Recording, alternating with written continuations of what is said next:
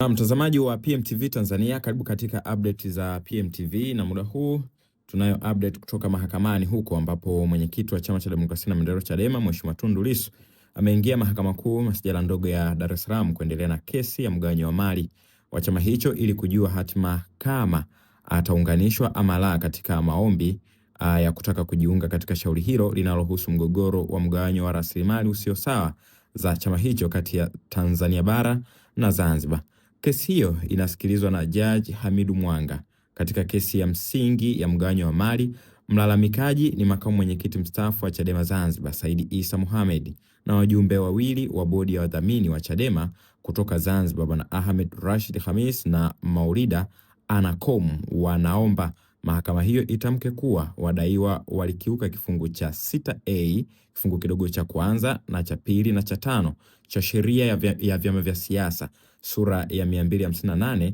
marejeo ya mwaka 2019 na iwaelekeze wazingatie kifungu hicho. Pia wanaiomba mahakama hiyo itamke kwamba ugawaji wa fedha, mali na rasilimali kwa ajili ya shughuli za kisiasa na kiutawala kati ya Tanzania bara na Tanzania Zanzibar unaofanywa na wadaiwa ni kinyume cha sheria na ni batili. Vile vile wanaomba mahakama isitishe kwa muda shughuli zote za kisiasa mpaka maagizo ya mahakama yatakapotekelezwa na zuio la kudumu dhidi ya matumizi ya mali, fedha na rasilimali za chama hadi walalamikiwa